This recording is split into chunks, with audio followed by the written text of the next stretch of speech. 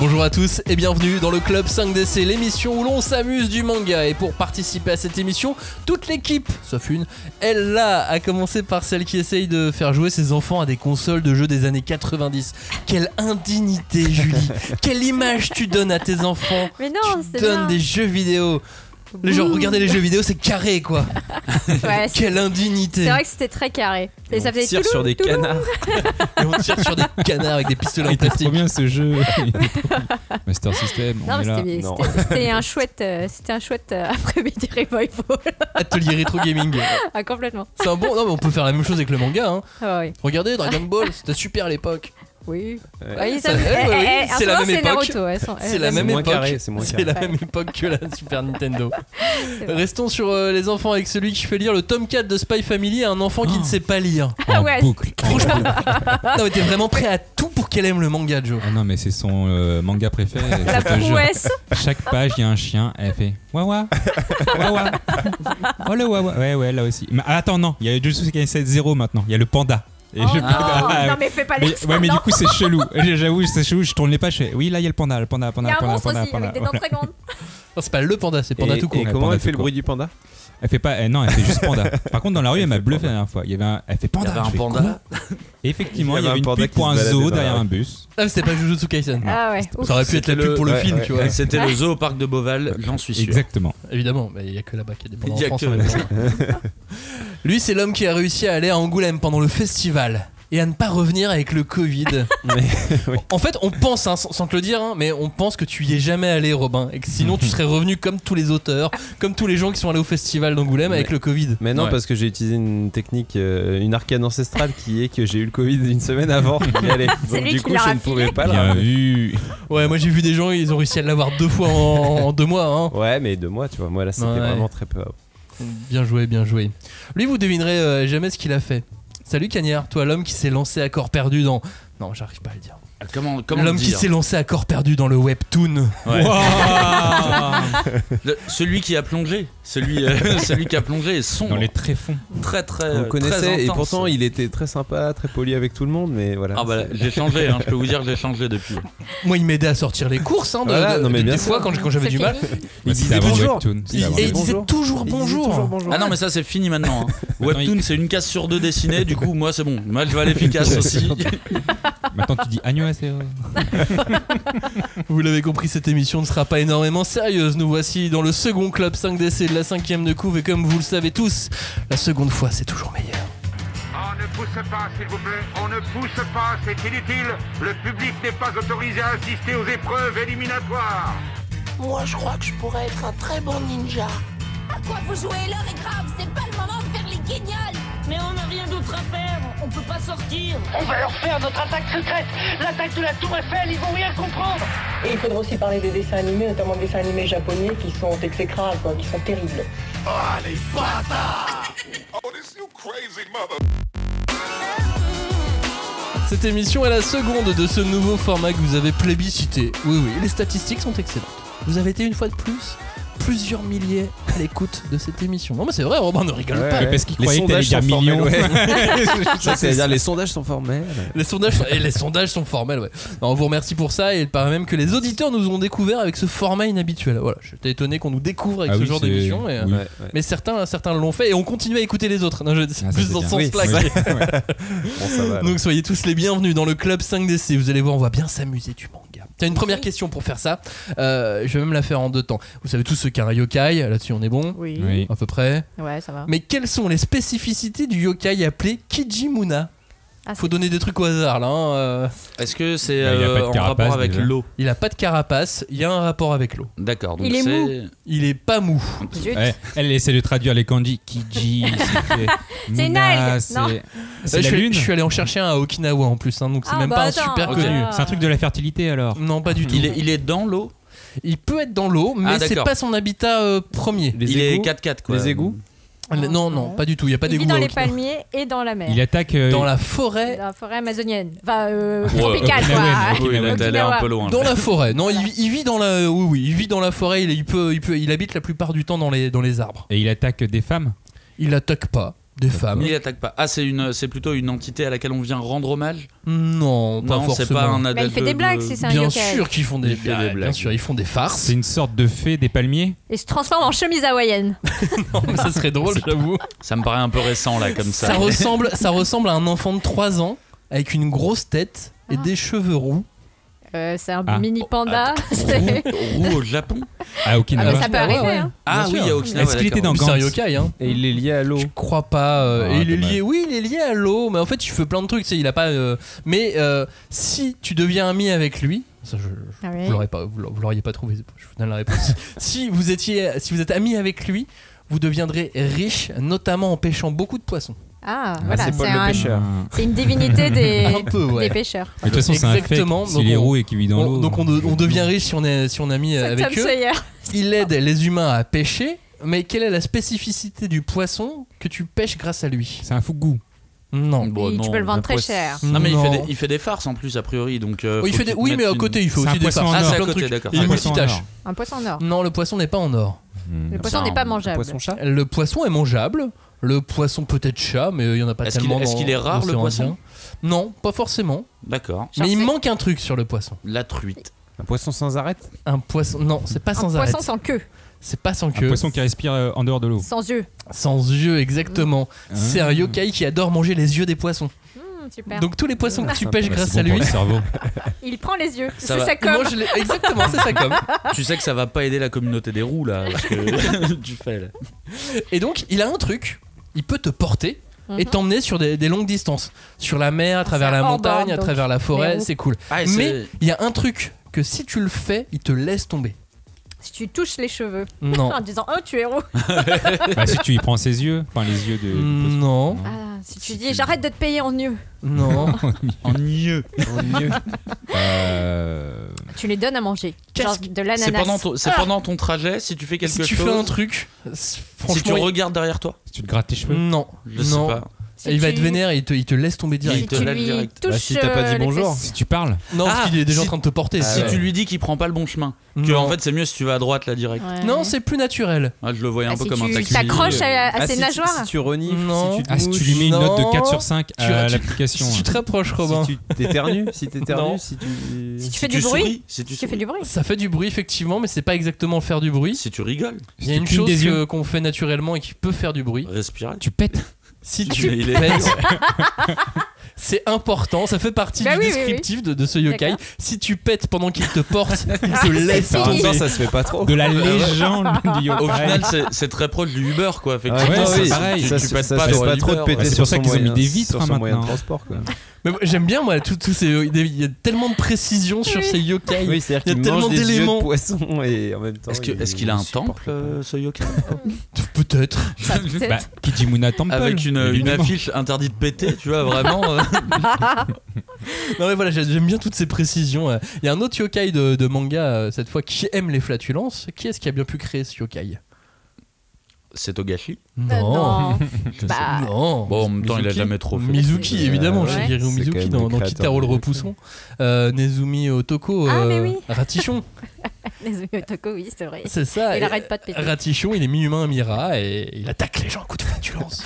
C'est le meilleur pote de Kitaro. Ouais, pote.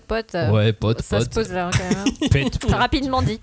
Disons qu'au début, en tout cas, il ne se comporte pas comme un ami. Vous êtes sûr que c'est pas jamais vraiment comme un ami qui a été mal reconnu? Non, il ça est ressemble vraiment à un rat qui pète. Enfin, tu vois. Il s'appelle homme souris quand même. Ouais, c'est ça. Un garçon souris. Oui, c'est ça, garçon souris. Pas. Oh, mais oui, non, il a vraiment réussi à populariser tout un tas de yokai Shigeru Mizuki. Elle était bien, Robin, cette exposition consacrée à Mizuki à Angoulême? Elle était formidable. C'est une des rares que j'ai eu le temps de faire parce que Angoulême, c'est toujours, on a toujours beaucoup de choses à faire, donc faut trouver le temps de faire les expos. Il y avait des yokai, mais il n'y avait pas que ça. Non, c'était vraiment une rétrospective sur toute l'œuvre de Mizuki. Donc t'avais effectivement beaucoup de planches sur Kitaro et son travail autour des yokai, mais il y avait aussi son travail plus historique, parce que moi, en vrai, je connaissais l'œuvre un peu de Mizuki, mais je connaissais pas trop sa vie, et c'est vrai qu'une grande rétrospective comme ça, c'est aussi l'occasion de découvrir un auteur sa vie, et il a quand même eu une vie assez incroyable. Il a fait la guerre du Pacifique, il a été mutilé, il a perdu un bras, il s'est marié sur une île là-bas. Il s'est marié, il a vécu avec des gens en Papouasie-Nouvelle-Guinée et tout, et il est revenu au pays, puis il est reparti là-bas et tout. Enfin, il a eu une vie assez incroyable, et du coup on a découvert tout ça. Et puis il y avait aussi des planches issues de la plupart de ses œuvres qui étaient magnifiques. Enfin, moi je trouvais que c'était plutôt sur l'horreur aussi. Il y avait l'horreur, mais ce qui était intéressant, c'est qu'en fait c'est une expo qui arrivait après celle de Tezuka, puis de celle de Tsuge, et qui était en fait chacun en gros Tezuka, c'est un peu le mec qui a créé le chara design dans le manga, quoi, la façon de dessiner les personnages et tout. Tsuge, c'est plutôt le mec qui a amené le récit intimiste et le dessin ultra réaliste, notamment des décors et tout. Et Mizuki, je trouve que ça fait une belle synthèse des deux choses, quoi. C'est-à-dire que c'est la jonction. C'est la jonction entre le dessin, l'humour aussi, tu vois, qu'il peut y avoir dans le manga, et le dessin très réaliste. Et moi, par exemple, j'ai acheté un bouquin en sortant de l'expo, c'est Opération Mort, donc c'est un bouquin très inspiré de son expérience dans le Pacifique. Donc c'est vraiment où tu suis une troupe de soldats japonais pendant la guerre du Pacifique. Et t'as vraiment ça, quoi. C'est, en termes de dessin, les décors, c'est incroyable de réalisme, mais en même temps les personnages sont un peu cartoonesques et tout ça. Et puis un découpage à l'ancienne aussi, quand même. Oui, complètement. Case. Oui. Ouais. Tu peux pas sortir des cases. Non mais voilà, je disais juste oui, un découpage à l'ancienne, c'est-à-dire que carré, et puis t'as pas un mec qui sort des cases, quoi. Non, oui, d'ailleurs c'est pour ça aussi, je pense que c'est un éditeur comme Cornelius en France qui le publie, parce que en fait c'est ce qu'il propose, Mizuki, c'est un truc qui est accessible à des gens qui lisent pas nécessairement du manga, qui peuvent juste lire du roman graphique, tu vois, des choses un peu moins barré d'un point de vue narratif, quoi. Donc mais tu vois, on parlait de Jujutsu Kaisen et d'autres mangas comme ça de shonen très célèbres avec du monstre, du monstre inspiré d'une certaine mythologie japonaise.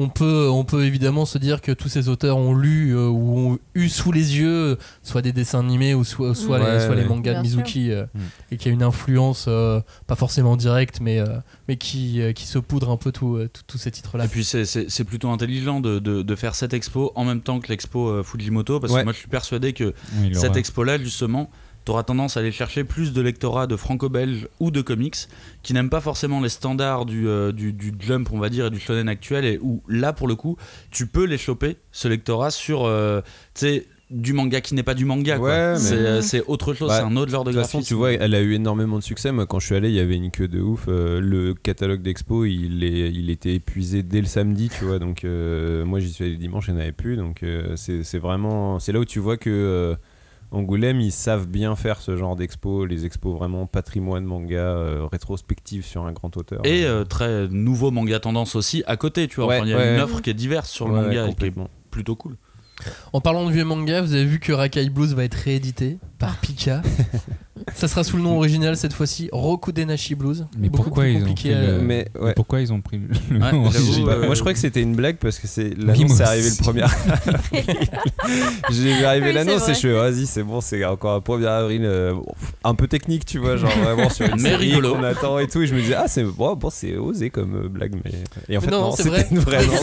Ça faisait plusieurs jours sur les réseaux sociaux qui teasaient, donc les gens commençaient à se dire que c'était vrai, même si c'est arrivé un 1er avril. Mais c'est vrai que c'est surprenant de faire cette annonce à 1er avril. Tu savais pas quelle info pouvait être vraie ou pas, quoi. C'était assez. Alors, qui va découvrir la série là parmi nous? Bah moi, pour le coup, moi je l'ai lu un tome il y a très très longtemps, aucun souvenir.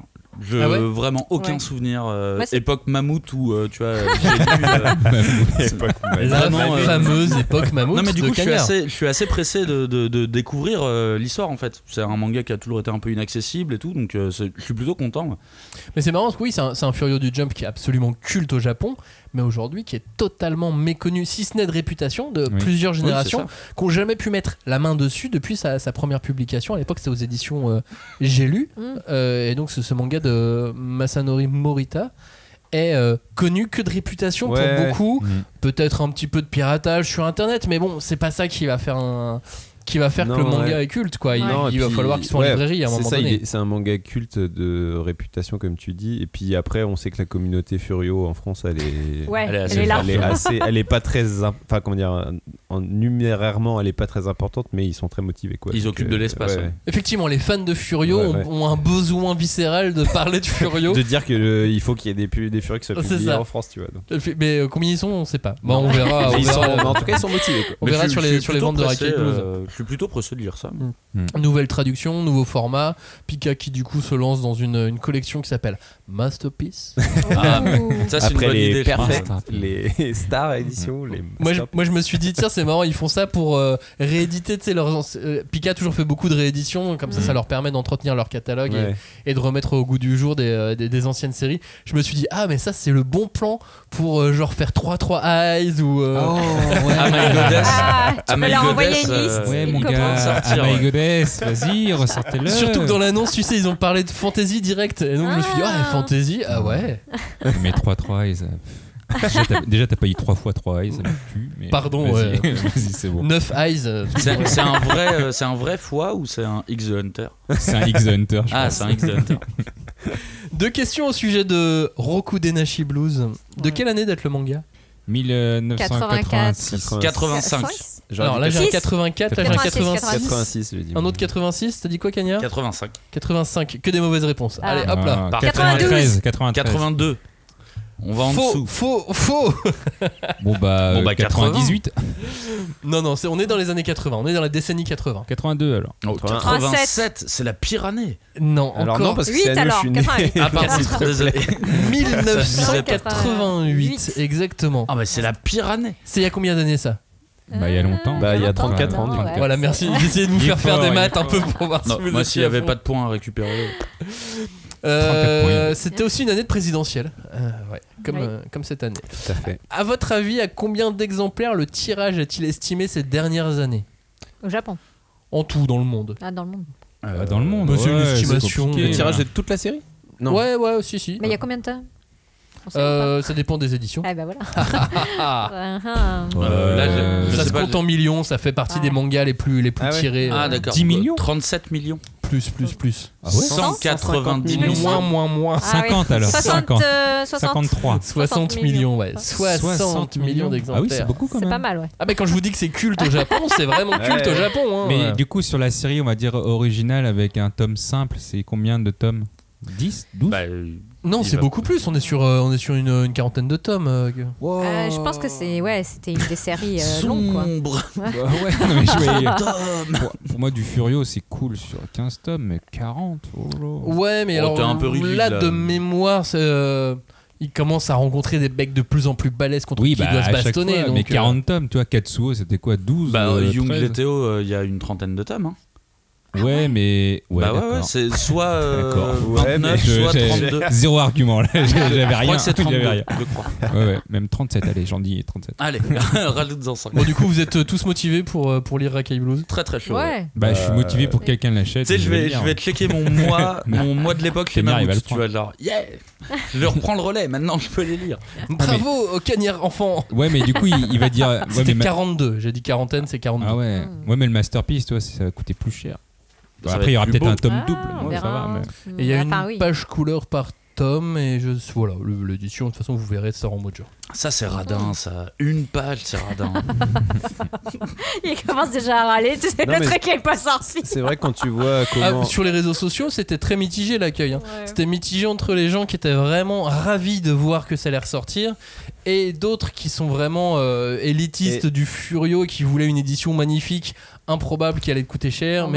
Et tu sais ce qui me fait dire que c'était une blague quand j'ai vu ça arriver le 1er avril, c'est qu'il y a une frise. J'ai passé la même chose. Je me suis dit, la vache, c'est technique comme blague, c'est qu'on met carrément, vraiment, on publie un visuel avec une frise. Un peu trop technique. Et honnêtement, alors moi, je l'ai vu, et je trouve que la frise est assez cool pour le coup. Moi, je l'ai pas vu. Elle est assez jolie. Et du coup, je me dis peut-être que, vu que Tokyo Revengers en ce moment, c'est un carton total, est-ce qu'il y a une espèce de revival du Furio? Il y a l'aspiration.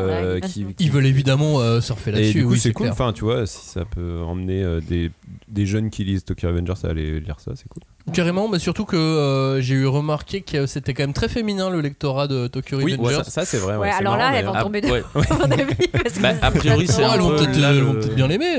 A priori, c'est un peu là le succès de Tokyo Revengers. C'est qu'au début, c'était lu principalement par des mecs. Après, à un moment, la communauté a été récupérée par des meufs avec l'anime. D'ailleurs, c'est marrant. Non, mais il y a une sorte de bataille à la con. On pourrait se dire que Tokyo Revengers, c'est vraiment une série où il y a du fan service pour les meufs. Oui. C'est-à-dire que les mecs. Ils sont tous stylés quoi, tu sais, genre tous vraiment Draken, machin et tout, et elles sont toutes capables de dire c'est qui mon préféré et tout, et il y a un peu il y a vraiment ce truc les princes du tennis, tu sais. De ce que j'ai des racailles. Effectivement, mais comme Prince du tennis ou comme Kuroko Basket, tu vois, c'est beaucoup de meufs qui disent ça, et j'ai vu sur les réseaux sociaux des vieilles batailles genre maintenant c'est les meufs qui aiment Tokyo Revenger, les meufs elles aiment pas le Furio, tu vois. T'es là, ah là là, est-ce que vous êtes cons, c'est marrant. En même temps, les batailles de chapelle comme ça, sachant qu'ils aiment la même série, tu vois. Mais pas par les mêmes raisons. Faites-vous des câlins. Mais mariez-vous. Bah oui, voilà. Voilà, mariez-vous. Enfin, ou paxez-vous, ce que vous voulez, quoi. Julie, t'as fait un truc, et je connais personne d'autre que toi à avoir fait cette chose dans le monde. Mon Dieu, c'est qu'est-ce que j'ai paella. fait Et non, mais je voulais que tu nous en parles, et je voulais que tu parles de cette chose. Tu as visité le musée de la chaussure au Japon. Ah non, j'ai jamais visité le musée de la chaussure. Si tu disposes du livre du musée, du catalogue. J'ai énormément de... Je pense qu'on parle pas assez de chaussures japonaises dans cette émission. Bien, ça, c'est très donc je pense que c'est le moment. Tu peux parler de chaussures japonaises maintenant. Génial. Mais en fait, non, ce qui se passe, c'est que j'ai beaucoup de livres de sociaux et d'ethnographie chez moi parce que je m'intéressais à l'arrivée du vêtement occidental au Japon à l'ère Meiji. Donc j'ai des bouquins sur les chaussures, j'ai des bouquins sur les pagnes, j'ai des bouquins sur... Et tu serais disponible un mercredi soir pour un dîner mais c'était pour une thèse ou c'était pour une thèse qui fait des monuments en allumettes, tu vas voir, le dîner va être sympa. Vous êtes des salauds. Alors que c'est des chaussures en allumettes qu'il fait. En plus. Et c'est très intéressant. Non mais alors tu m'as montré des chaussures improbables. Oui. Mais les gens vraiment mettaient ça au Japon, des chaussures avec des talons compensés avant l'existence des talons compensés. Il y a les chaussures de geisha, les chaussures pour marcher dans la neige, qui sont avec des talons très hauts. Ça reste classique. Celle que tu nous as montrée, c'était genre il y avait une cage pour hamster et le mec marchait dessus, tu vois. Exactement. Mais c'est pas des cages, hein. Mais t'as l'impression qu'il y avait une vie à l'intérieur de la chaussure. C'est ça, oui, un aquarium dans la chaussure. Moi j'ai cru chaussures avec qui sont très hautes. Semelle compensée, mais bien compensée quoi. C'est pas une semelle, mais c'est une espèce de caisse en bois qui a été donc gravée et sculptée, et donc ça te donne l'impression d'être une cage effectivement. Et en fait c'était des stocks pour femmes. Honnêtement, moi pour pas marcher dans l'eau et dans la boue quoi. Je pensais que c'était des cendriers dans la chaussure. Toujours les pieds propres. Bah évidemment. Tu te balades avec tes cendriers. Franchement, au Japon, t'as les pieds sales, mais même, je pense même déjà. À l'époque Edo, c'était le comble de la honte quoi. Si jamais les auditeurs veulent voir ces chaussures, tu serais prêt à aller publier sur le Discord parce qu'elles étaient très drôles. C'est vrai que c'est presque des échasses quoi, les gens qui mettent ça, ils après il y a les chaussures de geisha. Tu pars du principe qu'il n'y avait pas de route bitumée, ça devient beaucoup plus logique que tu marches avec des choses comme ça. Ouais, mais tu peux rester coincé. En Europe, c'était le même cas et on avait pas les semelles étaient plus petites quand même. Non, c'est pour ça qu'on a utilisé le mot nu-pied.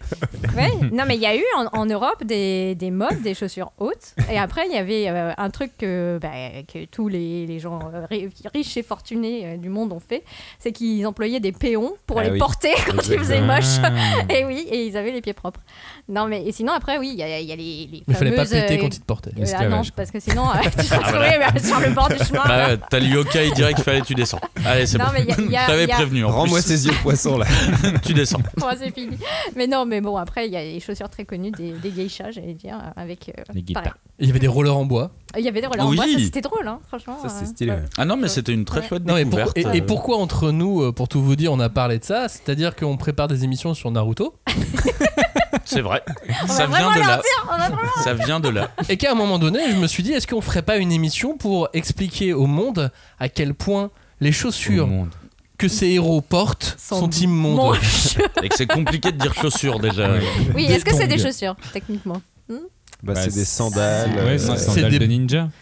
Non, c'est que c'est des bottines en fait. Des ils ont pas de sport. Non. Parce que c'est des Skechers. En fait, c'est ça. Moi, ça monte haut, hein. Oui, ça monte haut. Ça monte assez haut, hein, comme des baskets montantes ou des petites bottines. Hein. Mais moi, ce qui m'a toujours intrigué, intrigué, c'est la matière en quoi c'est fait. Parce qu'on dirait vraiment qu'elles sortent de Décathlon. Elles sont en plastique, tu vois. Mais c'est et tu te dis, mais dans le monde de Naruto, il n'y a pas de plastique. Ouais, c'est du polymère. Ça, c'est sûr. C'est du polymère. C'est breveté, ça. Hein. Effectivement, c'est Décathlon, ça. Oui, c'est du polymère. Ouais, c'est du Quechua de base. Hein. C'est la marque Gucci. Pour le coup, c'est vraiment immonde. Enfin, Quechua Ninja, quoi. C'est vrai qu'on dirait un peu des chaussures d'allemand, quoi. Ah oui, du Birkenstock ninja, quoi. Des sandales de camping, mais de combat. Orteils apparents. Mais du coup, j'ai vraiment imaginé ce moment. Pourquoi les orteils apparents? Et non, mais même, tu sais, t'es dessinateur, tu fais un dessin animé, qui que ce soit, hein. Pas à un moment donné, tu dis. C'est un peu relou là quand même de faire tous les orteils à chaque fois. Tu parles d'un mec qui s'est cassé le cul, a inventé 12 signes avec les mains qu'il faut enchaîner très vite pour faire des sorts. Donc, ouais, mais ils existent. Ouais, mais tu vois, par exemple, il a inventé les bandeaux ninja parce qu'il en avait ras le cul de dessiner les lunettes de Naruto. Donc tu vois, il est capable de simplifier les choses. Ouais, mais les mains, les doigts. Tac, tac, tac. Mais oui, justement, il fait des lignes de vitesse. Il fait des lignes de vitesse. Après, il l'a plus fait, hein. Bah si. Arrêtez. Ah si, les moudras ça reste pendant très longtemps. Ah oui. Je crois qu'il y a un assistant moudra. Il vaut mieux. Je regarde. Ils sont pas deux. Tu fais les mains droites, tu fais les mains gauche. Sanglier, tigre, feu. Non, feu c'est pas un moudra. Je dis la fin de la technique, c'est le bolos pas pour ça quand même. Tu vois genre de l'eau, le feu c'est pas un moudra. J'ai fait le de la chèvre. Ça va, tranquille. Si je le sais pas, c'est pas très grave. Et moi avant je faisais les 1000 oiseaux au collège. Je peux dire que j'ai bien appris. T'inquiète, Joe, ne te défends pas. T'es dans ton bon le droit. Chidori, je le connais moi. C'est bon, on se foutait déjà de ta gueule à l'époque. Eh bah ouais. Ouh, il sait pas faire le feu. Il fait que la foudre. Voilà, vous savez donc maintenant que les émissions Naruto vont être très sérieuses. Ah ouais, qu'est-ce que... Et qu'on va vraiment être au taquet. Vous avez vu, en parlant de mangas qui vont loin, vous avez vu les annonces autour du tome 100 de Détective Conan? Ah oui, j'ai eu... Ouais, mais un gros coffret. Oui. Gros coffret. Jolie Jolie jaquette pour le tome 100. Bah. Et puis gros coup de projecteur du coup sur ce manga qui est là. Long. Qui est long et vous voyez souvent des gens qui parlent de Détective Conan? Eh non. C'est rare. Hein. Bah, on n'en parle pas trop entre nous déjà. Sur Twitter, je vois. Si vous avez fait une couverture en cuir, je pense que ça aurait été différent. Ça s'est joué à pas grand chose. Hein. Il y a quoi? Il y a un frise. poster en tissu, il y a des marque-pages dedans. Ouais, un poster en tissu. Je sais pas ce que c'est. C'est comme un poster, oui, mais avec une. C'est imprimé dessus, c'est juste qu'au lieu de l'imprimer sur un papier que c'est plié en 4 et quand tu l'accroches c'est moche. Ah d'accord. Du coup c'est en tissu, c'est lisse. Ils l'ont fait un peu comme un truc de kimono. Bah je pense ouais. Propre. Tu sais qu'on m'a raconté cette histoire d'acquisition de licence pour Détective Conan. Je crois que je l'ai jamais dit. Mais la prescription c'était il y a 20 ans. Non mais j'ai oublié le nom de la personne qui dirigeait à ce moment-là. Yves Schlierf. Non. Oui, mais je sais pas si c'était lui. On était ensemble. J'étais avec Cagnard à ce moment-là. Non, c'était pas lui, non. Et il me disait, ouais, les Japonais, donc ils connaissaient pas vraiment ce qu'il y avait au Japon qui marchait. Et eux, ils ont vu la première couve d'une personne qui était sur le Jump. Ils ont fait, voilà, je veux ça. Ouais. Et le mec, il fait très bon choix. Et c'était Détective Conan. Mais il savait pas ce que c'était. C'était pas le Jump, mais oui. Non, mais je sais plus ce que c'était comme magazine. Mais voilà. Et il a fait, ouais, je veux ça. Et là, l'éditeur a fait, oui, très bon choix. Et c'était Détective Conan. Et moi, et maintenant, il y a 100 tomes. C'est comme ça que l'histoire se fait. Il y a 100 tomes. Je pense que c'est totalement rentable, hein, Détective Conan. Oui, j'imagine. Bah, il y a plein de films. Oui. Et puis, je veux dire, même pour l'éditeur français, tu vois, à mon avis, je pense qu'ils en vendent suffisamment. Pareil, les tomes avec les tomes à 3€, les premiers tomes à 3€, ça embraye vite. Puis le dessin animé qui est non-stop, qui est mine de rien, qui est diffusé depuis longtemps. Et au Japon, c'est non-stop aussi, et c'est une institution. Ah oui, ça laisse un. Tous les deux ans, il faut un film Détective Conan au cinéma. Oui.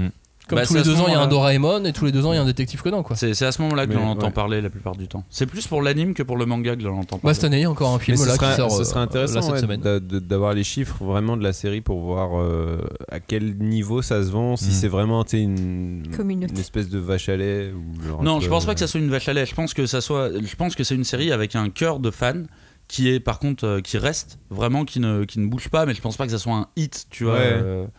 Je sens plus une série avec un petit nombre de lecteurs mais qui sont là tout le temps. Bon, Détective Conan, en tout cas le tome 100 ça arrive, vous allez voir ça et forcément vous allez en entendre parler. Pour rester dans l'actu, il y a l'annonce d'un animé pour l'Atelier des sorciers qui est arrivé. Bon, vous n'êtes pas client animé habituellement, on n'est pas forcément client d'animé. Mais est-ce que ça vous branche vu que le manga adapté lui-même sort des sentiers battus? Du coup, on peut imaginer un animé qui sort des sentiers battus, un truc qui soit tout en crayonné, noir et blanc. Pourquoi pas un truc différent. Écoute, ça me rend curieux, mais juste un peu curieux. Non, mais curieux. Le truc des animés, le problème c'est qu'ils essaient d'attirer le plus de personnes possible, donc ils vont ça reste un outil lisser, marketing, un animé, tu vois. Ah ouais, mais ils vont lisser Oda, justement à cause de ça. Dans le One Piece magazine, t'as plein d'interviews d'Oda à plusieurs reprises. Super ce magazine pour le coup. Et c'est vraiment intéressant. Et c'est vrai que quand Oda parle de l'animé One Piece, il fait non, parce que c'est quand même intéressant pour le marketing de faire cet animé parce que ça fait vendre des mangas. Ouais. En fait, tu visualises vraiment pas ça comme une œuvre à part ou quoi. C'est vraiment un outil marketing. Un outil pour vendre tes bouquins. C'est drôle. Mais je pense que beaucoup le considèrent comme ça au Japon. En même temps, dans les auteurs. Dans les faits, c'est un peu ce qui se passe, non? Oui, mais bon, ils gagnent aussi de l'argent avec les animés. Oui, bien sûr. Ce qui correspond après, même hors Japon, de la manière dont est traité l'animé au final, que ça soit aux César, aux Oscars, tu vois, on entend toujours que l'animé est une espèce de sous-genre. Au final, ça correspond à peu près, sauf si là ils sont plus dans un truc. Je dirais marketing. même artistiquement, c'est un peu ce qui se passe, même s'il y a des exceptions d'animés qui sont ultra bien, genre l'Attaque des Titans et tout ça, tu vois, mais globalement. La qualité des animés est pas folle, quoi, tu vois. C'est vraiment des adaptations en tout cas. Oui, des adaptations de manga. Parce qu'il y a un rendement à tenir en fait. La plupart du temps, c'est comme les mangas en fait. On revient au rendement, quoi. Non, mais moi tout ce qui, en fait, ce qui me fait un peu peur, c'est plutôt tout ce qui est traitement musical. Sur l'atelier des sorciers, qui nous mettent une espèce de la J-pop bien rose et sucrée, et là tu fais genre, ça peut te casser un peu le mood dans lequel toi t'es dans le bouquin. Parce que je pense pas qu'on écoute de la J-pop quand tu lis. Non, je pense que oui, il faudrait plutôt de la bande originale. Non mais allez-y, faites la DA, allons-y. Mais oui, il faudrait du truc un peu elfique, féerique, elfique, machin. Ah, des Irlandais, on va mettre des violons irlandais. Et il faut de la musique. Hans Zimmer, tu veux dire? Il faut de la musique instrumentale globalement. Ouais, mais je sais pas. Non mais voilà, en fait, moi quand j'ai vu passer l'annonce, j'ai trouvé ça déjà bien pour elle. Comment dire, tant mieux, tu vois, parce que ça peut permettre à la série d'exploser et tout, mais c'est vrai que je me suis vraiment posé la question de putain, la direction, quand tu prends la direction artistique d'une œuvre comme ça, c'est pas facile, quoi. Enfin, elle est pas lambda, il y a des vrais choix à faire et ça doit pas être évident, quoi. Le premier choix à faire pour toute l'équipe éditoriale, c'est de trouver le studio qui colle et qui va prioriser, parce que au Japon, t'as plein de studios qui sont très compétents la plupart du temps, mais qui vont pas prioriser tel ou tel projet. Donc il peut y avoir un excellent studio qui fait un truc pas de gamme, moyen, tout simplement parce qu'ils n'ont pas mis le budget dessus et que personne n'a mis le budget dessus. Et que les bons sont occupés sur un autre animé. Exactement, et que les bons, de toute façon, au Japon, c'est pas extensible, hein, les bons humains qui sont capables de faire des animés. Donc s'ils sont occupés sur une autre série, ils peuvent pas faire la tienne, quoi. Mais après, moi, il y a quand même un truc qui m'avait intrigué, c'est que il me semble que comme c'est quand même un secteur où t'as quand même très peu de studios finalement, et que maintenant il y a une demande tellement qui a explosé ces dernières années. Déjà à l'époque, donc je te parle de quelque chose qui date d'il y a 7 ans à peu près, voire un peu avant, ils sous-traitaient entre eux. Genre, je te fais tant de plans de telle série, tu me fais l'opening machin, enfin, et donc c'était pas forcément un studio qui va représenter la série, mais au final, ils ont tous travaillé dessus, quoi. Mais c'est le fameux 8 Studio qui a été connu notamment pour l'Attaque des Titans. Eux, ils ont commencé en tant que sous-traitants pour d'autres choses à la base, hein, et puis beaucoup de studios commencent comme ça. Et alors, question de gros newbies, enfin de gros néophytes en matière d'animation, est-ce que ça peut arriver que des studios japonais, par exemple, fassent appel à des créatifs pas japonais pour faire des adaptations? Il y a de plus en plus de Français et d'Européens, d'Occidentaux qui travaillent en tant qu'animateurs sur l'animation japonaise. Non, pas forcément, parce que certains studios autorisent le travail à distance maintenant, chose qui n'existait pas il y a quelques années encore. Il y a un moment, certains studios autorisent même à ce que les animateurs ne parlent pas japonais. Certains studios engagent même des traducteurs pour travailler sur place. Parce que je me dis, typiquement pour l'Atelier des Sorciers, on en avait déjà parlé dans l'émission quand on avait parlé du travail de Shirahama. C'est déjà une œuvre qui est très empreinte d'art occidental et de culture occidentale. Donc est-ce que tu vois, ce serait pas intéressant justement d'avoir oui, mais là c'est s'ils veulent le faire proprement. Oui, voilà, non, mais du coup, là encore une fois, on est dans un espèce de fantasme de qu'est-ce que pourrait être la DA parfaite de ce truc. Mais... Parce que pour le coup, j'ai beaucoup entendu que des studios d'animation japonais sous-traitaient à l'étranger, mais c'était parce que c'était moins cher. C'était pas parce qu'ils cherchaient de la valeur ajoutée. C'est plutôt la Thaïlande et l'Indonésie. Oui, voilà, c'est plus ça que j'ai entendu. Moi, il y avait des rumeurs en Corée du Nord. En Corée du Nord, il y avait un très bon studio qui était toujours en sous-traitant. Guy Delisle y est allé, a fait une très bonne BD à ce sujet. Si ça vous intéresse. Et il y a des gens, effectivement, il y a même des Français qui sont allés en Corée du Nord pour travailler dans l'animation. Et il y a donc de plus en plus de Français tout court qui travaillent pour le Japon. Donc oui, c'est possible que, mais pas forcément la DA entière. Je pense que la production, c'est qu'ils vont vouloir garder la main, parce que de toute façon, l'artiste est japonaise et ce sera plus facile aussi pour elle, même si elle a travaillé dans le comics, donc elle a peut-être elle-même aussi envie d'aller chercher des gens aux États-Unis ou autre. Et puis c'est pas forcément parce que quelqu'un est occidental qui n'a pas un œil plus japonais que les Japonais. Tu vois les films de Makoto Shinkai. Les décors, on est sur un Japon très contemporain, c'est très japonais finalement dans le décor Makoto Shinkai. L'un des chefs déco est polonais. Mais qui est passionné et qui a fait un bouquin sur les maisons japonaises, tu vois, qui est sorti sur un éditeur en France du côté de Bordeaux, ce artbook. Non, mais parce que je sais que il y a plein d'exemples comme ça. Non, parce que je sais que par exemple en France, on a beaucoup de déjà on a des super écoles d'animation et tout, donc bien sûr. On a du vivier pour ça. Et bon, c'est pas parce que peut-être secrètement j'aimerais bien que ce soit un Français qui adopte ça, mais j'en sais rien. Non, mais je me dis, je sais pas, il y a des forces vives. Ah ouais, bien sûr. J'aimerais voir le Arcane de l'atelier des Exactement. Exactement. Bah il y a ça, et puis il y a le studio La Cachette qui fait beaucoup parler de lui aussi. Grave.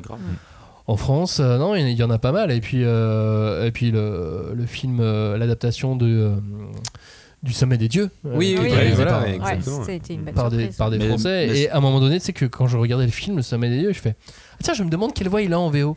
Ah, mais c'est déjà c'est un film français. C'est comme ça. C'est le moment où tu te sens idiot et tu cette réaction. Moi j'avoue que ça en japonais maintenant.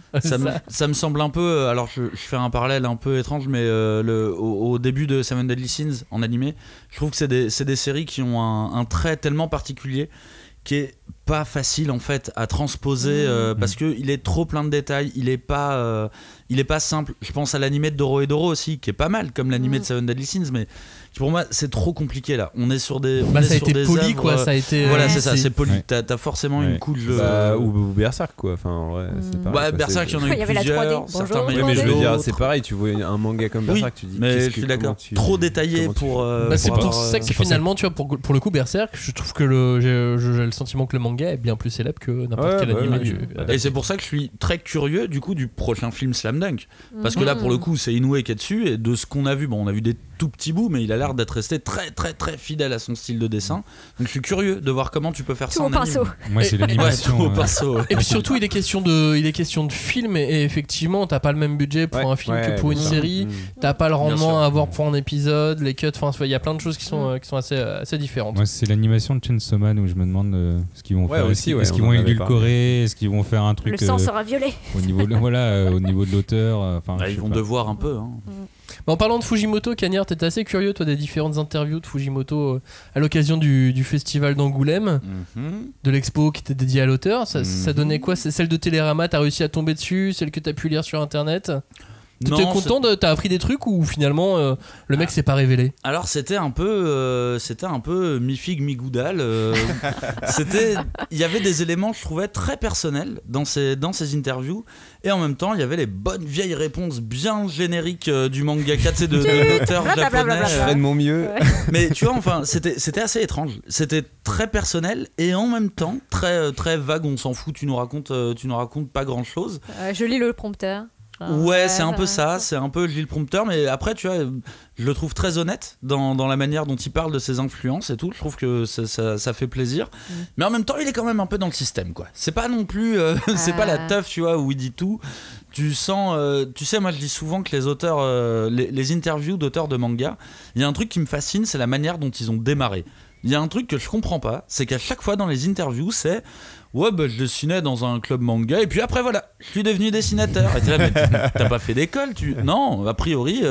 Alors que si, il a fait, il a fait une école. Hein. Mais ils en parlent quasi pas. C'est toujours ouais, je dessinais à droite à gauche et après voilà, j'ai commencé à. Ils ont le sentiment que c'est pas intéressant à raconter. Ouais, alors que je trouve que c'est pour moi c'est assez ouf, tu vois, un auteur français en interview.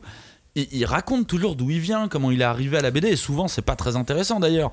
Mais là il y a un trou. T'as dans ce cas-là, justement, surtout sur les études, les écoles et tout, c'est que tu sais que les auteurs français, ils ont globalement fait les mêmes écoles, ils se connaissent, il y a des générations d'auteurs, et je pense qu'au Japon c'est exactement la même chose, mais c'est vrai que c'est une information qu'on n'a pas. C'est le truc de j'étais en cours de machin avec lui là et après il était mon assistant, tu sais. Des fois tu le sais, mais ça démarre au moment où il commence à bosser, et ça pourrait être super intéressant, un truc vraiment qui nous plonge dans et quand il commence à bosser, là t'entends qu'il était assistant d'un tel ou d'un tel, mais a priori t'as l'impression que c'est le Battle Royale générique, que il y a personne qui travaille avec personne. Mais ils ont une clause de non-divulgation. Peut-être, je ne sais pas. Mon analyse à moi, c'est que c'est tellement précaire d'être assistant mangaka que peut-être ils préfèrent mettre ça un peu tu vois, sous le tapis. J'ai interviewé peut-être une vingtaine de mangaka plusieurs fois. J'ai toujours tenté de poser des questions sur les assistants parce que ça le rapport etc qu'ils ont m'interroge. Plusieurs fois, on m'a interdit de poser la question directement. Toi, c'est même pas l'auteur qui a pas grand-chose à y répondre. Et tu l'as jamais fait. C'est que alors, on m'a interdit de le faire, mais je vous le dis. Ah bah non, ça faut c'est le meilleur moyen de. Après, moi, je trouve que t'as pas fait ta Élise Lucet. Il y a de plus en plus. Répondez, Monsieur Fujimoto, répondez. Les Français. Combien la baguette? Combien? Mais il y a de plus en plus d'œuvres où les gens s'inspirent de leur vie et ils racontent qu'ils sont auteurs de manga ou qu'ils sont assistants, et tu vois forcément, même s'ils restent très en marge, il y a très très peu de détails parce que c'est toujours, on va dire, un élément du décor, c'est pas l'intrigue principale, sauf dans certains cas très précis, mais c'est vrai que moi je pense que c'est ça, hein, c'est surtout que faut pas trop cacher, c'est un peu cache-misère quoi. Parfois il faut revenir quand même, tu vois, là j'étais en train de relire Dolly Kill Kill chez Pika. Et tu sais, à la fin du tome 1, j'arrive à la dernière page, il y avait 12 assistants. Ah oui, 12, oui. Tu vois. Mais Mayura Academia aussi. Tu sais, c'est pas un titre majeur non plus, tu vois, mais à quel point c'est ancré dans le système, c'est comme ça, et tout le monde ferme sa gueule, on veut pas savoir ce qu'ils font. Et puis Fujimoto, j'ai l'impression aussi qu'il veut pas dire grand chose sur sa vie parce qu'il a l'air assez flippé de la popularité, qu'on puisse le reconnaître dans la rue, que. C'est un truc qu'il a évoqué dans ses interviews, et donc forcément, donner son école, donner sa génération, son époque, c'est aussi donner des infos sur sa vie. Et c'est pour ça que je trouvais qu'il s'était quand même dévoilé un peu, tu vois, en parlant de trucs très perso qui n'étaient pas trop en rapport avec le manga, mais au final qui permettaient de comprendre un peu plus la personne.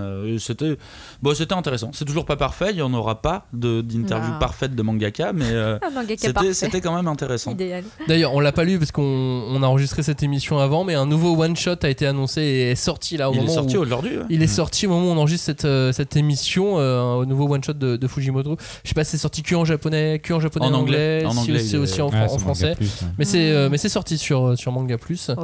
Autre one shot qui sort en France cette fois en relié, hein, c'est celui de Demisu Pozuka et Kaiu Shirai, un projet atypique puisque ce sont 3 histoires qui s'inspirent d'une grande figure française. Est-ce que vous savez de quelle figure ils s'inspirent? Marie-Antoinette. Non, pas Marie-Antoinette. J'allais dire la Révolution. Ouais, j'allais dire Marie Curie. Pas Marie Curie, non. Une femme? Napoléon? Oui, c'est une femme, exactement. La femme de Napoléon? Non, c'est beaucoup plus récent que Jeanne d'Arc. Arrête de les dire en japonais. Ségolène Royal. Royalu. Je vais même pas répondre. Alors, c'est une femme française. Simone Veil. Non, pas du tout. C'est post-Seconde Guerre mondiale. Louise Michel. C'est post-seconde. Tiens, très bonne question. Je suis pas sûr de. Lucie Aubrac. Elle est vivante? Non. Bah non, là il aurait dit. Non. Simone de Beauvoir. Non. Est-ce que c'est une écrivaine? Georges Dumas. Non, c'est pas. Georges Sand. Non. C'était ça que je voulais dire. On est sur une icône française internationale. Dalida. Mannequin. Mireille Mathieu. Coco Chanel. Mireille Mathieu. Gabrielle Chanel, exactement. Coco Chanel. Mireille Mathieu, c'était aussi c'est pas mal. femme. J'avais tenté Dalida. Moi, ça me branche de plus en plus ces histoires de. Ces one shot un peu atypiques, ces biopics, ces auteurs qui ont réussi et qui se lancent dans autre chose, tu vois. Ils font les trucs qui leur plaisent. C'est ça, tu sais, ils ont fait Promise Neverland, ils ont à bouffer pour leur vie. Et donc, du coup, maintenant, un one shot sur Coco Chanel, quoi. J'espère qu'elle sera aussi méchante que dans la vraie vie. Ça, je sais pas. Ça s'appelle Miroir. Ça va sortir dans quelques semaines en France, aux éditions Kazé, évidemment. On mélange questions et actu encore. Un manga surprenant est terminé depuis un moment, a multiplié ses ventes par 5 en 2021. Ah oui. Sans marketing, sans com, juste du bouche à oreille. De quel titre je vous parle? C'est Sexy Dolls. Non. Sexy Cosplay. Non, c'est pas. Non, c'est pas. Il y a eu du marketing, il y a eu un animé. Oui. Oui, d'accord. Oui, dans ce sens-là. Alors vas-y, répète. C'était un. Ah, mais si, c'est le manga de Asano. Ah, mais oui. Bonnie Poon. Ils viennent de communiquer dessus. Ils ont multiplié les ventes par 5. Putain. C'est-à-dire qu'ils étaient à 1. Et on n'est pas passé de 1 à 5 exemplaires. Hein. On est passé de 20 à 100 000 exemplaires. Ce qui est un beau chiffre déjà. Encore à cause de ces influenceurs. On peut. Je sais pas. Moi, c'est l'effet Euphoria, non? Ils sont tous. Ils nous ont envoyé un mail, Max, pour nous remercier. Non, mais attends, non, pas encore. Il y a eu zéro actu. Non, mais Clémence nous disait que c'est peut-être un effet de justement les influenceurs TikTok et tout qui parlent beaucoup. En fait, et c'est pas que. Enfin, si, c'est principalement TikTok. Cette année, les libraires, ceux qui nous écoutent, d'ailleurs, vous en avez sûrement été témoins. Les libraires, notamment spécialisés, ont vu débarquer des gens d'un coup. Leur prendre des dizaines de poun d'un coup. Ils sont obligés de les recommander tout de suite. Qu'est-ce qui s'est passé? Pourquoi d'un coup? Et effectivement, ça viendrait principalement de TikTok qui s'est emparé de Bonne Nuit Poun Poun. C'est un défi. Faut aller jusqu'au bout de la série. Mais même nous, sur notre Discord, je sais pas si vous vous êtes rendu compte, mais j'ai eu l'impression qu'il y avait plein de gens qui parlaient de Bonne Nuit. Ah oui, en plus avec le pseudo de Clémence. Des fois, on se trompe, on sait pas s'il s'adresse à elle. Mais c'est un prisme qui vaut ce qu'il vaut. Mais j'ai eu vraiment l'impression qu'effectivement il se passait un truc autour de ce titre que moi personnellement j'ai toujours pas lu. Mais moi je vais donner ma théorie. J'ai découvert TikTok il y a un moment et je me suis dit waouh, c'est ouf à quel point les gens publient des histoires sombres sur TikTok. Vraiment, parce qu'il y a la partie on danse, on rigole et compagnie. Que cette partie-là, moi. Mais il y a une autre partie. En fait, il y a une autre partie qui est très dark, très dark. Moi, Jason Derulo, je peux dire qu'il est pas dark. Où tu vois les gens parlent et font des témoignages parce qu'ils ont été victimes de violences, de harcèlement ou autre. Et il y a toute une frange comme ça. Et je pense que Inyo Asano, c'est suffisamment déprimant pour TikTok. Ouais, c'est Euphoria. Avec cette. Voilà. D'accord. L'autre info qui concerne Inyo Asano, c'est laquelle? Il y en a eu d'autres il y en a eu. Oui, il va faire un double info, on va dire, qui est arrivé. Je sais pas. C'est la fin de Dead. La fin de Dead Demon Destruction. Ouais. Et il y en a une autre encore. Ouais. Il y a un animé. Il y a un animé. C'est un truc de ouf. Je suis hyper au courant des actus de Asano alors que je lis pas ses mangas. C'est incroyable. Mais je suis au courant. Mais si t'avais bien aimé le début de Dead, ouais. T'as jamais continué? Moi, c'est mon préféré de Asano pour le coup. Mais j'attends qu'on se prévoie une émission pour le faire. Pour aller au bout. La vie est une question de priorité. Évidemment. Puis le dernier tome va sortir peut-être l'année prochaine. Et c'est quoi l'animé du coup? C'est l'animé de Dead, ouais, c'est ça, de Dead, ouais. Johnny, toi qui es toujours en contact avec nos auditeurs. Ah bah ça. Arrêtez de m'écrire. Que s'est-il passé? C'est bon, vous avez reçu vos colis. C'est bon, arrêtez. Arrêtez de m'écrire. Le SAV, Denis. Raconte-nous tout ce qui s'est passé. Alors, du coup, moi j'aide les gens. Là. Donc on a organisé des concours, donc les gens ont eu besoin de ton aide parce que les colis sont finalement pas arrivés. Non, mais c'est parce que le dernier qui a gagné, il m'a donné son nom, son prénom, son adresse, et du coup, on a envoyé le colis. Il fait j'ai oublié de vous donner le numéro de l'appartement, il n'y a pas mon nom sur la boîte aux lettres. Je fais ah bah oui, forcément. Mec. Heureusement, notre partenaire, dans sa bienveillance totale, avait le numéro de colis de suivi, donc il a pu récupérer les colis. Mais donc, donnez-moi toutes les infos quand vous gagnez. C'est un message aux auditeurs. Est-ce que toi ou l'un de nous a un nouveau haters? Je cherche, non, pas des un lovers peut-être. Ah ouais. Non, les gens m'aiment pas. Les gens sont médians avec nous. Oui, c'est moyen. Mais c'est vrai que par contre, j'ai vu beaucoup de gens qui ont liké notre dernière émission, les vieux, la nouvelle hype. Mais oui, c'est celle-là, j'ai quand même l'impression qu'elle a bien. Ouais, elle fonctionne bien. Oui, c'est parce qu'on était un peu provoque dessus. Oui, gentiment provoque. Ah, mais attendez, si, il y a Julie qui a fait la rencontre d'un auditeur. Oui. C'était super. Il est sur notre Discord, alors bisous, Miko. Mais ouais, c'était trop sympa de rencontrer quelqu'un qui te dit ah mais c'est trop bien, vous avez changé ma vie. Ouais, il s'est un peu enflammé quoi. Non, vraiment grâce à nous. Il devrait être médium. À nos podcasts, il s'est lancé, il a pris son courage de main, il est allé travailler dans l'édition manga. Wow. Voilà. Mais il travaille à l'accueil. Pour l'éditeur. Ouais. En ce moment, il travaille chez un éditeur. Wow. Du coup, je sais pas si on peut se féliciter pour ça. Ça dépendra de sa carrière. Sa version, ça va dépendre de son salaire. Il s'est rendu compte au fur et à mesure de nos épisodes que c'était pas impossible, quoi. C'était une possibilité. C'était jouable. Que le métier existe. Mais tu vois, moi j'ai eu la même chose quand. Mais qu'il n'aimait pas suffisamment l'argent pour faire un métier qui paye correctement. C'est ça que j'allais dire. Non mais je suis assez d'accord parce que moi, quand je suis arrivé dans le monde de l'édition, à aucun moment je m'étais dit il y a des gens derrière qui créent le bouquin. Livres. Pour moi, le bouquin il est en librairie, je l'achète et c'est fini. Alors qu'en vrai, il y a des dizaines de métiers derrière. Et c'est vrai que sans le savoir, moi je suis arrivé en stage à ce moment-là. Je livre, il est limité. Il y a tous ces gens. Mais qu'est-ce que tu fais ? Moi, je fais le marketing et moi je fais le commercial. Il y a des contrôleurs de gestion. Et ouais, si vous êtes en études de contrôle de gestion, vous pouvez travailler dans le manga. Exactement. Mais moi, c'est comme Joe. Avant de bosser dans le milieu, je savais pas. Ah sérieux ? Non, moi je savais. Pour moi, c'était un nom sur une couverture. J'avoue que de ce point de vue-là, j'étais posé plus la question que ça. J'étais au taquet. Oui, mais t'as fait quoi comme étude ? Des études de langue. Ah bon. Donc pas non mais c'est que mais par contre dès le collège j'étais au taquet. Dans le sens où si tu voulais écrire à Kana, leur envoyer un dessin de Samurai Deeper Kyo par exemple, si t'étais cagnard du passé, tu vois. Forcément t'allais sur le. Attends, est-ce qu'il existe ce dessin ? Ils l'ont jamais publié. Par contre ils ont publié beaucoup, ils étaient moches. Mais ouais, grave, je peux vous l'amener et il est plutôt beau gosse. Si tu l'as encore, prends en photo. Mets-le sur le Discord. Mais je crois que vous l'avez envoyé. Est-ce qu'il y a des est-ce qu'il y a des chaussures bizarres ou pas ?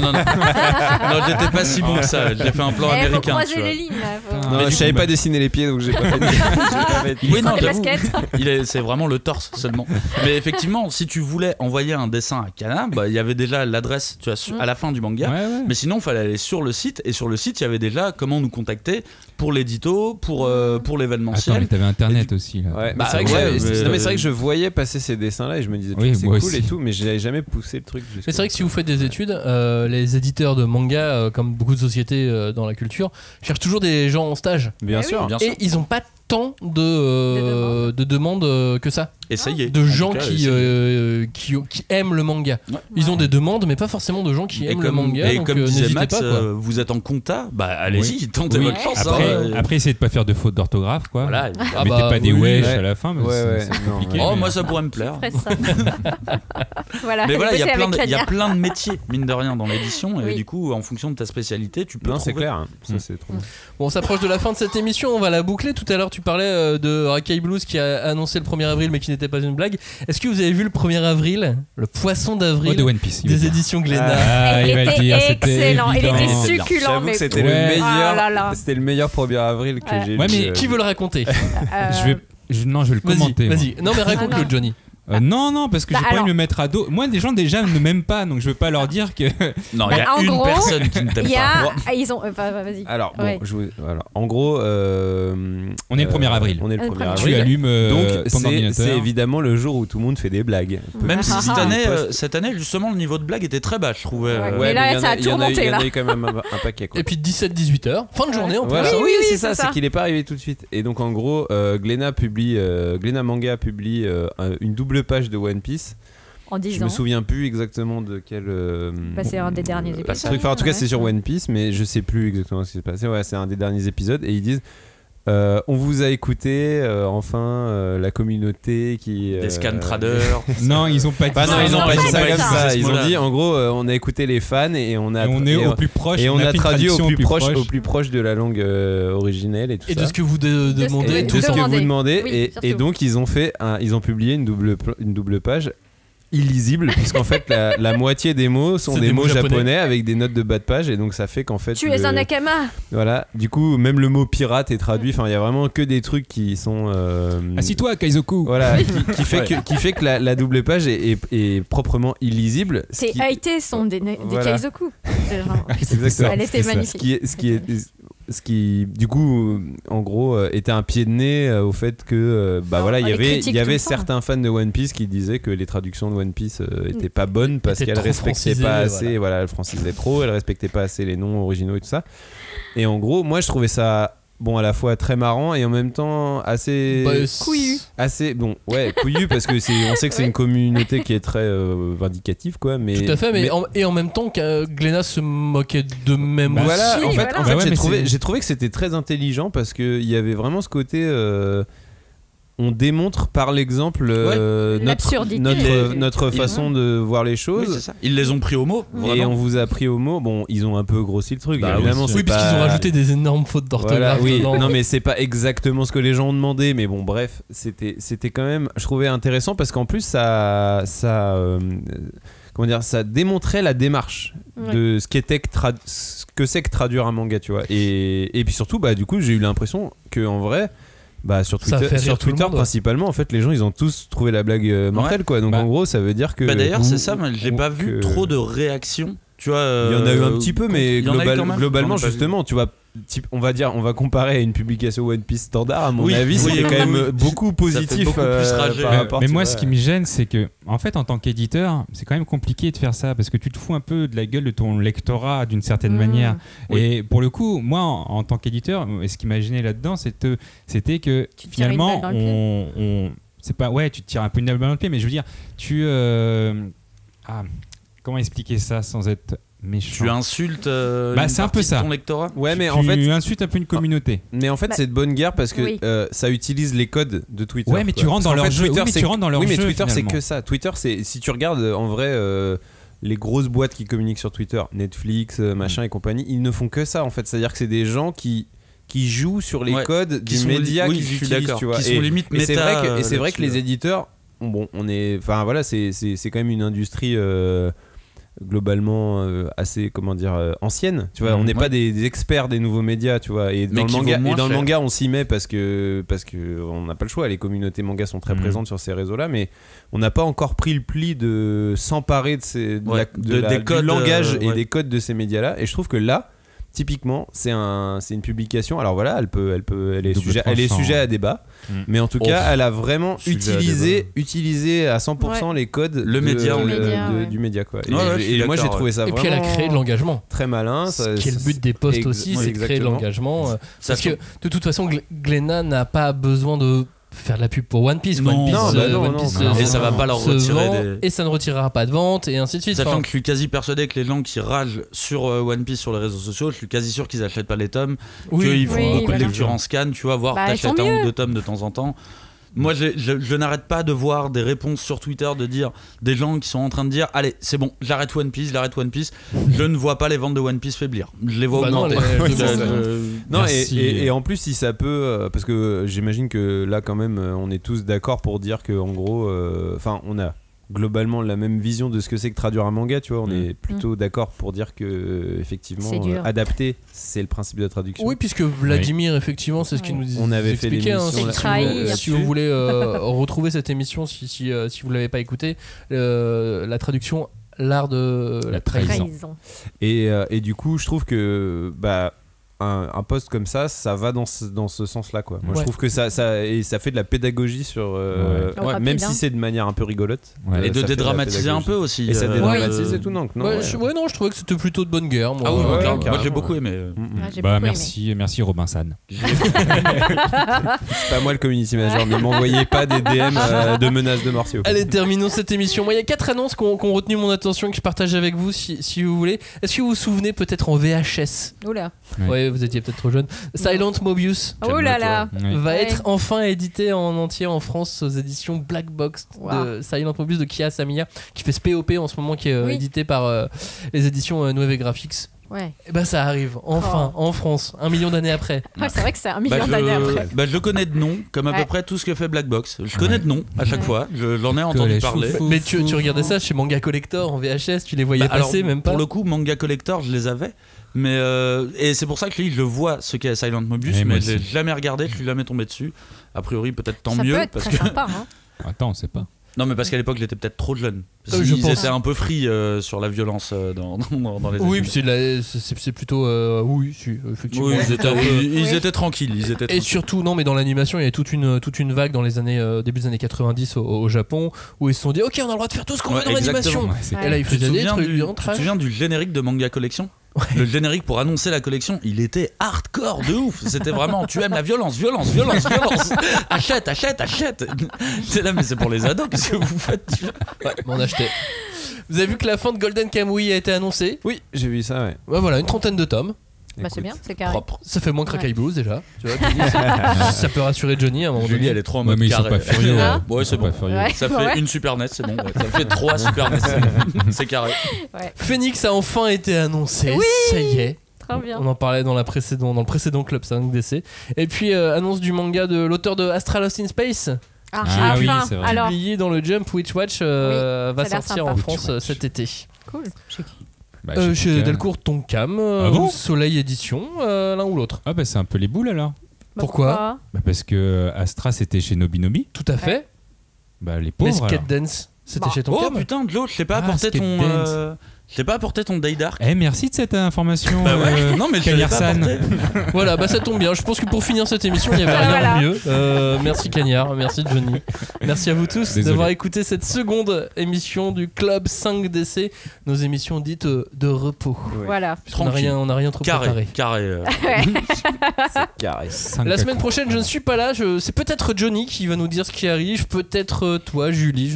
Qu'est-ce que vous faites pendant mon absence? La fête. Non.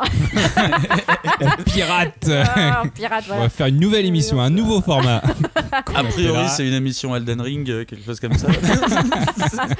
Non. On a prévu de parler d'animaux de compagnie. Ah, donc vous allez parler de Gon. Un petit dinosaure.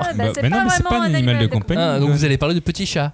J'espère De pas petits que chats. de petits chats. mais Peut-être. bon. Chat qui se bagarre. Des petits cochons aussi. Chat Ah qui oui. traîne avec les Le cochon de Seven auteurs. Deadly, Ah ouais. oui. Chat Furio. Des chevaux, oui. Non mais faut qu'on fasse un corpus. Oui, Effectivement. Corpus de chat. Chats qui font du football. Ouais. Chat de l'espace. Le Le meilleur top chat 10 des de meilleurs balle- chats. chat- Je veux dire, tout existe en chat au Japon, hein, qu'on Oui, soit bien bien sûr. clair. Des Mm. bars à chats, des onsen à chats, je suis sûre que ça existe. Et on ne scène à chat. Bah, il y a bien des fatigue. onsen un singe, pourquoi pas des onsen à chat? Mais non, c'est pas possible. Mais si, Tu sais, avec une serviette chauffante sur leur front, là, putain, je suis crevé. Là. En vrai, la journée, elle était hardcore. j'ai dormi, mais j'ai Poil dormi, sur mais les tellement. Ah, j'en peux plus. J'ai ronronné. Ah ouais. Demain, je me mets en télétravail, c'est sûr. Hein. Entêté. Merci de nous avoir écoutés, on vous dit à la semaine prochaine. Ciao, salut. Salut. Merci. Salut, communauté San.